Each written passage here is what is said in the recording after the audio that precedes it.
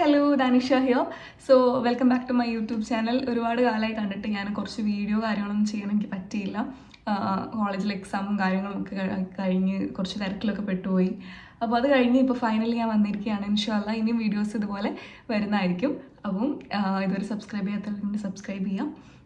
അപ്പോൾ ഇന്നത്തെ ഒരു വീഡിയോ എന്ന് പറഞ്ഞിട്ടുണ്ടെങ്കിൽ ഒന്നുമില്ല, ഞാൻ എൻ്റെ ലൈഫിൽ എൻ്റെ പ്രോബ്ലംസിനൊക്കെ ലേൺ ചെയ്തിട്ടുള്ള കുറച്ച് കാര്യങ്ങൾ നിങ്ങളായിട്ട് ഷെയർ ചെയ്യാമെന്ന് വിചാരിച്ചു. അപ്പം പോയാലോ വീഡിയോക്ക്. ഓക്കെ, അപ്പോൾ ഞാനിവിടെ എഴുതി വെച്ചിട്ടുണ്ട്, കാരണം എനിക്ക് നല്ല മറവിയുള്ളതുകൊണ്ട് ഞാൻ എഴുതി വെച്ചിട്ടുണ്ട്. ഫസ്റ്റത്തെ വെച്ചാൽ നമ്മൾ ലൈഫിൽ ഞാൻ പഠിച്ചിട്ടുള്ള കാര്യമാണ്, എന്ത് സംഭവിക്കുന്നുണ്ടെങ്കിലും അതിന് ഒരു അപ്പുറത്തൊരു ഹാപ്പി സൈഡ് ഉണ്ട്. അല്ലെങ്കിൽ ഇപ്പം നമ്മൾ ലൈഫിൽ സന്തോഷമാണെങ്കിലും സങ്കടമാണെങ്കിലും അത് പെർമനൻ്റ് അല്ല. Everything that happens in your life is temporary. എന്ത് കാര്യം സംഭവിക്കുകയാണെങ്കിലും അത് ടെമ്പററി ആണെന്ന് ആദ്യം നമ്മൾ മനസ്സിലാക്കാം. അതിപ്പോൾ ഈവൻ സങ്കടമായിക്കോട്ടെ സന്തോഷമായിക്കോട്ടെ, ജീവിതം എന്ന് പറയുന്നത് ഒരു കയറ്റം ഇറക്കും പോലെയാണ്. ഞാൻ എപ്പോഴും വിശ്വസിക്കുന്ന ഒരു കാര്യമാണ്, ഒരു സങ്കടം സംഭവിക്കുന്നുണ്ടെങ്കിൽ അല്ലെങ്കിൽ എൻ്റെ ജീവിതത്തിൽ ഒരു പ്രശ്നം സംഭവിക്കുന്നുണ്ടെങ്കിൽ അത് കഴിഞ്ഞിട്ട് എനിക്കൊരു ഹാപ്പി ആയിട്ടുള്ളൊരു മൊമെൻറ്റ് സംഭവിക്കാനുണ്ടെന്ന് ഉറച്ച് വിശ്വസിക്കുന്ന ഒരാളാണ് ഞാൻ. അത് അങ്ങനെ വിശ്വസിക്കുന്നതുകൊണ്ടാണോ എന്ന് എനിക്കറിയില്ല, അങ്ങനെ തന്നെ സംഭവിക്കാറുണ്ട്. അപ്പം ഞാനൊരു സന്തോഷിക്കുന്ന ഒരു മൊമെൻറ്റ് ഉണ്ടെങ്കിൽ സങ്കടം വരാനുള്ള മൊമെൻറ്റ് ഞാൻ എക്സ്പെക്റ്റ് ചെയ്യുന്നുണ്ട് അത് സംഭവിക്കും എന്നുള്ളത്. അതുകൊണ്ട് മനസ്സിലാക്കാം, ലൈഫിൽ എന്തൊക്കെ സ്ട്രഗിളിലൂടെയാണ് നിങ്ങൾ കടന്നു പോകണമെങ്കിലും ഇതിന് അപ്പുറത്ത് നല്ലൊരു സൈഡ് നിങ്ങൾക്ക് വരാനുണ്ടെന്ന് ഉറച്ച് വിശ്വസിക്കാം. അടുത്തതെന്ന് പറയുന്നത്, നമ്മൾ ഒരിക്കലും നമ്മുടെ സെൽഫ് റെസ്പെക്റ്റ് കളഞ്ഞ് അല്ലെങ്കിൽ നമ്മുടെ ഒരു സെൽഫ് വേർത്ത് കളഞ്ഞ് ഒരിക്കലും ആർക്കു വേണ്ടിയും, അത് നമ്മുടെ ഫാമിലി ആയിക്കോട്ടെ, ഫാമിലി എന്ന് പറയുന്നത് നല്ല ഫാമിലിയിൽ ആൾക്കാരുണ്ട്, ടോക്സിക് ഫാമിലിയിൽ നിന്ന് വരുന്ന ആൾക്കാരുണ്ട്. ഒരിക്കലും നമ്മുടെ ഒരു വില കളഞ്ഞ് നമ്മൾക്ക് ഉള്ളൊരു ബെയർ മിനിമം ഉള്ള ഒരു സെൽഫ് റെസ്പെക്റ്റ് കളഞ്ഞ് ഒരിക്കലും ഒന്നിനും മുതിരരുത്, ഒന്നിനും നിൽക്കരുത്. അതിപ്പോൾ റിലേഷൻഷിപ്പ് ആയിക്കോട്ടെ, ഫ്രണ്ട്ഷിപ്പ് ആയിക്കോട്ടെ, എന്ത് ടൈപ്പ് ഓഫ് ബന്ധം ആയിക്കോട്ടെ, നിങ്ങളുടെ സെൽഫ് റെസ്പെക്റ്റ് കളഞ്ഞുകൊണ്ടുള്ള ഒരു പരിപാടിക്ക് നിങ്ങൾ നിൽക്കരുത്. കാരണം നമ്മൾക്ക് നമ്മളോടുള്ള അല്ലെങ്കിൽ നമുക്ക് നമ്മളോട് ചെയ്യാൻ പറ്റുന്ന ഏറ്റവും ബെയർ മിനിമം കാര്യമാണ് സെൽഫ് റെസ്പെക്റ്റ് എന്ന് പറയുന്നത്.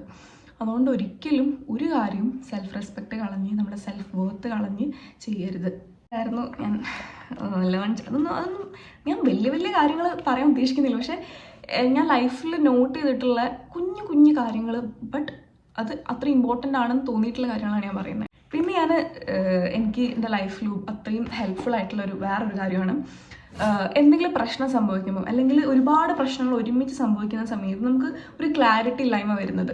അപ്പം അത് സ്വാഭാവികം, എല്ലാവരുടെ ലൈഫിലും പ്രശ്നങ്ങൾ ഒരുമിച്ച് വരുന്ന സമയത്തോ അല്ലെങ്കിൽ നമുക്കൊരു ആകെ ഫ്രസ്ട്രേറ്റഡ് ആയി നിൽക്കുന്ന സമയത്ത് എന്ത് ചെയ്യണം എന്നറിയില്ല, എവിടെ തുടങ്ങണം എന്നറിയില്ല, എങ്ങനെ ഇത് ഡീൽ ചെയ്യണം എന്നറിയില്ല, അങ്ങനെ ഒരു സിറ്റുവേഷനിൽ നിൽക്കുകയാണെങ്കിൽ take a piece of paper.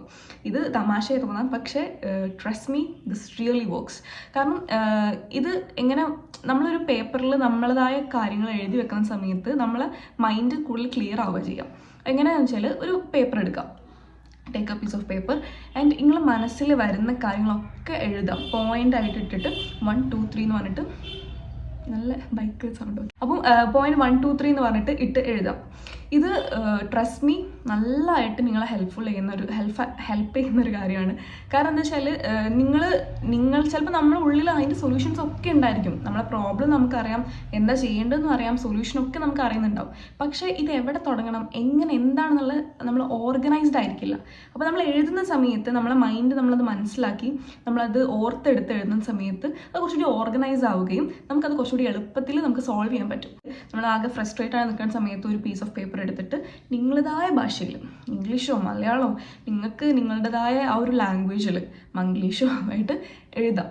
Okay, എഴുതിയിട്ട് അപ്പോൾ തന്നെ നിങ്ങൾക്ക് മനസ്സിലാവും എന്തൊക്കെയാണ് നിങ്ങളുടെ പ്രശ്നം, ഇതെങ്ങനെയൊക്കെ സോൾവ് ചെയ്യണമെന്ന്. എന്നിട്ട് ആ പ്രശ്നത്തിൽ നിന്ന് നിങ്ങൾക്ക് ഏറ്റവും ടഫായിട്ട് തോന്നുന്ന ഒരു കാര്യം എന്താണോ അത് ആദ്യം സോൾവ് ചെയ്യുക. അല്ലെങ്കിൽ നിങ്ങൾക്ക് ആദ്യം, ഇപ്പോൾ ഒരു എക്സാമ്പിൾ എടുക്കുകയാണെങ്കിൽ നിങ്ങൾക്കിപ്പം കുറേ പ്രോബ്ലം, ഇപ്പോൾ ഫാമിലി ഇഷ്യൂസ് ആവട്ടെ, ഫിനാൻഷ്യൽ ഇഷ്യൂസ് ആവട്ടെ, അല്ലെങ്കിൽ നിങ്ങൾ അക്കാഡമിക്സ് ആയിട്ടോ അല്ലെങ്കിൽ വർക്ക് റിലേറ്റഡ് ആയിട്ടുള്ള പ്രശ്നങ്ങളുണ്ട്. പക്ഷേ ഏതൊക്കെയാണ് ആദ്യം സോൾവ് ചെയ്യണമെന്നൊരു ഐഡിയ ഇല്ല. അപ്പോൾ നിങ്ങൾ പ്രോബ്ലംസ് മൊത്തം എഴുതാം. ഇപ്പോൾ 1 2 3 4 5 ഒരു 5 പ്രോബ്ലംസ് ഉണ്ടെങ്കിൽ ഈ 5 പ്രോബ്ലംസ് വെച്ച് നോക്കിയിട്ട് ഏതാണ് നിങ്ങൾക്ക് ഫസ്റ്റ് സോൾവ് ചെയ്യാൻ പറ്റുന്നതും അല്ലെങ്കിൽ ഫസ്റ്റ് ഇമ്പോർട്ടൻ്റ് ആയിട്ട് നിങ്ങൾ സോൾവ് ചെയ്യേണ്ട പ്രോബ്ലം നിങ്ങൾ ആദ്യം ടിക്ക് ഇടുക. അതല്ലെങ്കിൽ അത് മാറ്റി അപ്പുറത്തെ സൈഡിലേക്ക് മാറ്റി എഴുതാം. എന്നിട്ട് അതിൻ്റെ സൊല്യൂഷൻ നിങ്ങൾ ആലോചിച്ച് നിങ്ങൾ തന്നെ എഴുതാം.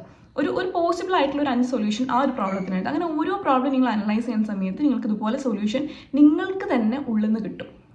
അത്രയും പവർഫുള്ളാണ് നമ്മളെ മൈൻഡ്. നമുക്ക് തന്നെ അതിന് സൊല്യൂഷനും കാര്യങ്ങളൊക്കെ അറിയാം. പക്ഷെ നമുക്കിത് എവിടെ എന്താണെന്നുള്ളത് അറിയാത്തതുകൊണ്ടാണ് ഈ ഒരു പ്രോബ്ലം വരുന്നത്. അതുകൊണ്ട് ഇത് ട്രൈ ചെയ്ത് നോക്കുക, ഡെഫിനറ്റ് ആയിട്ട് വർക്ക് ആവുന്ന ഒരു കാര്യമാണ്. അടുത്തെന്ന് പറയുന്നത് ലൈഫിൽ എന്തൊക്കെ സംഭവിക്കുന്നുണ്ട്. ഇപ്പം നമ്മൾ പലപ്പോഴും സങ്കടം സംഭവിക്കുന്നത്, അല്ലെങ്കിൽ നമുക്ക് എന്തെങ്കിലും പ്രശ്നം സംഭവിക്കുന്ന സമയത്ത് നമുക്ക് പറ്റുന്നൊരു മിസ്റ്റേക്കാണ്, എന്തുകൊണ്ടാണ് ഇത് എൻ്റെ ലൈഫിൽ മാത്രം അങ്ങനെ സംഭവിക്കുന്നത്, ബാക്കി എല്ലാവരും ഹാപ്പിയാണ്, ബാക്കി എല്ലാവരും അങ്ങനെയാണ്. ഒരിക്കലും അങ്ങനെ വിചാരിക്കരുത്. കാരണം നിങ്ങളെ ലൈഫിൽ സംഭവിക്കാനുള്ള കാര്യങ്ങൾ അത് സംഭവിച്ചിട്ടുണ്ടായിരുന്നില്ലെങ്കിൽ നിങ്ങളാവില്ലായിരുന്നു. ഞാനത് ലേൺ ചെയ്തെന്ന് വെച്ചാൽ, എൻ്റെ ലൈഫിൽ ഒരു +2 കഴിഞ്ഞ സമയത്തൊക്കെ എനിക്ക് ഭയങ്കര ഒരു ഡിപ്രസീവ് ഒരു സ്റ്റേറ്റിലേക്ക് ഞാൻ പോവുകയും അതിൽ നിന്നാണ് പിന്നീട് ഞാൻ ഓരോ തോട്ട്സ് ഫോം ചെയ്ത് ഞാൻ തന്നെ അത് ഓവർകം ചെയ്ത് വന്നത്. അപ്പം അന്ന് എൻ്റെ ലൈഫിൽ ആ ഒരു സംഭവം ഇൻസിഡൻറ്റ് ഉണ്ടായത് കൊണ്ടാണ് എനിക്കിപ്പോൾ നിങ്ങളെ മുന്നിൽ വന്നിങ്ങനെ സംസാരിക്കാൻ പറ്റുന്നതും. ഒന്നും വലിയ രീതിയിൽ ഞാൻ എത്തിയിട്ടില്ലെങ്കിലും ഇൻഷാ അല്ലാ എത്തും എന്ന് എനിക്കൊരു ഉറപ്പുണ്ട് ഇൻഷാ അല്ലാ. അപ്പം ഇപ്പം ഞാൻ കറൻ്റ്ലി കുറച്ചെങ്കിലും ഒരാൾക്കെങ്കിലും എൻ്റെ വാക്കുകൊണ്ട് എന്തെങ്കിലും ഒരു മാറ്റം ഉണ്ടാവുന്നുണ്ടെങ്കിൽ ആ ഒരു കാരണം, അതിനുള്ള ഒരു തുടക്കം എന്ന് പറയുന്നത് ആ ഒരു ഇൻസിഡൻ്റ് ആയിരുന്നു. ഞാൻ അന്ന് എപ്പോഴും വിചാരിക്കാറ് എന്തുകൊണ്ട് എൻ്റെ ലൈഫിൽ ഇങ്ങനെ സംഭവിക്കുന്നത്, എൻ്റെ ലൈഫിൽ ഇങ്ങനെ ഞാൻ എൻ്റെ സെൽഫ് ബ്ലെയിം ഒരുപാട് ചെയ്തിട്ടുണ്ടായിരുന്നു. പിന്നീട് എനിക്ക് മനസ്സിലായി ആ ഒരു തോട്ട് അല്ലെങ്കിൽ ആ ഒരു സംഭവം ഉണ്ടായതിനു ശേഷമാണ് ഞാൻ ഇത്രയും മാറിയതും ഈ ഒരു സ്റ്റേജിൽ, ഈ ഒരു ഇൻസ്റ്റാഗ്രാമിൽ കടന്നു വരുന്ന എൻ്റെ തോട്ട്സ് ഷെയർ ചെയ്യാനും എനിക്ക് അൽഹംദുലില്ലാഹ് ഈ ഒരു സ്റ്റേറ്റിൽ എത്താൻ പറ്റിയതും. സൈക്കോളജി എന്ന ഫീൽഡ് ഞാൻ സെലക്ട് ചെയ്യാനും കാരണം ആ ഒരു ഇൻസിഡൻ്റാണ്. നിങ്ങളെ ലൈഫിൽ ഉണ്ടാകുന്ന ഓരോരോ പ്രശ്നങ്ങളാവട്ടെ എന്തോ ആവട്ടെ, അത് നിങ്ങളെ ലൈഫിൽ സംഭവിക്കേണ്ടിയിരുന്ന കാര്യം തന്നെയാണ്. അതില്ലായിരുന്നെങ്കിൽ ഒരിക്കലും നിങ്ങളായി മാറില്ലായിരുന്നു. അടുത്ത ഞാൻ മനസ്സിലാക്കിയൊരു കാര്യമാണ് social media is A fake എന്ന് പറയുന്നത്. ഒരിക്കലും നമ്മൾ വേറൊരാളുടെ ലൈഫ് അല്ലെങ്കിൽ സോഷ്യൽ മീഡിയ ലൈഫ് എന്ന് പറയുന്നത്, അല്ലെങ്കിൽ നമ്മൾ ഒരിക്കലും ഒരാളുടെ പുറമത്തെ ലൈഫ് വെച്ച് അവരെ ജഡ്ജ് ചെയ്യരുത്. ഒരിക്കലും സോഷ്യൽ മീഡിയ എന്ന് പറയുന്നതിൽ അതിൽ കാണുന്നതല്ല. ശരിക്കും ഇപ്പം നിങ്ങൾ എൻ്റെ ലൈഫ് കാണുന്നുണ്ടായിരിക്കും പോയി സോഷ്യൽ മീഡിയയിലൂടെ. പക്ഷേ ഇതെല്ലാം ഞാൻ എന്ന് പറയുന്നത് ഞാൻ എൻ്റെ മാക്സിമം നല്ല രീതിയിൽ പ്രസൻറ്റ് ചെയ്യാൻ ശ്രമിക്കുന്നു. പക്ഷേ ഇങ്ങൾക്കും അറിയാത്ത ഒരുപാട് സൈഡ് ഉണ്ടായിരിക്കും. എനിക്ക് ഇതുപോലെ എന്നെ കണ്ടുകൊണ്ടിരിക്കുന്ന ഇങ്ങൾക്കും നിങ്ങൾ ഫ്രണ്ട്സിൻ്റെ ഒക്കെ ഒരുപാട് സൈഡുണ്ട് നമുക്കറിയാത്ത. അപ്പം ഒരിക്കലും നമ്മൾ സോഷ്യൽ മീഡിയയിലൂടെ കാണുന്ന, അല്ലെങ്കിൽ നമ്മൾ ഇൻസ്റ്റഗ്രാമിലൂടെയും നമ്മുടെ യൂട്യൂബിലൂടെയും കാണുന്ന ഒന്നും അല്ല ലൈഫ് എന്ന് മനസ്സിലാക്കാം. അതുകൊണ്ട് ഒരിക്കലും ബാക്കിയുള്ളവർ ലൈഫ് വെച്ചിട്ട് സോഷ്യൽ മീഡിയ ലൈഫ് വെച്ചിട്ട് ഒരിക്കലും ദയവ് ഇത് കമ്പയർ ചെയ്യാണ്ടിരിക്കുക. അപ്പം എനിക്ക് തോന്നുന്നു 5 കാര്യങ്ങളായിട്ടുണ്ട് തോന്നുന്നു. ഇനി എടുത്ത വീഡിയോ ഇങ്ങനെ നീണ്ടുന്നുണ്ട്. അപ്പം ഒരുപാട് കാര്യങ്ങളുണ്ട് സംസാരിക്കാൻ. അപ്പം ഇൻഷാ അല്ലാ ഇതുപോലെ ഒരു വീഡിയോ ആയിട്ട് ഞാൻ ഇൻഷാ അല്ലാ ഇനി വരുന്നതായിരിക്കും. അപ്പം നിങ്ങൾ ഇതുവരെ എൻ്റെ ചാനൽ സബ്സ്ക്രൈബ് ചെയ്തിട്ടില്ലെങ്കിൽ സബ്സ്ക്രൈബ് ചെയ്യാം, കമൻറ്റ് ചെയ്യുക, ഷെയർ ചെയ്യുക, ലൈക്ക് ചെയ്യുക, സാധാരണ യൂട്യൂബേഴ്സൊക്കെ പറയുന്ന പോലെ. ഓക്കെ, ഇനി എന്ത് ടൈപ്പ് ഓഫ് വീഡിയോസാണ് നിങ്ങൾക്ക് ആവശ്യം അല്ലെങ്കിൽ നിങ്ങൾ പ്രതീക്ഷിക്കുന്നതെന്നുണ്ടെങ്കിൽ കമൻറ്റ് ചെയ്യാം, ഷെയർ ചെയ്യുക. ഈ വീഡിയോ നിങ്ങൾ ഇഷ്ടപ്പെട്ട ആൾക്കാർക്കുണ്ടെങ്കിൽ ഷെയർ ചെയ്യാം. So that's it. Bye.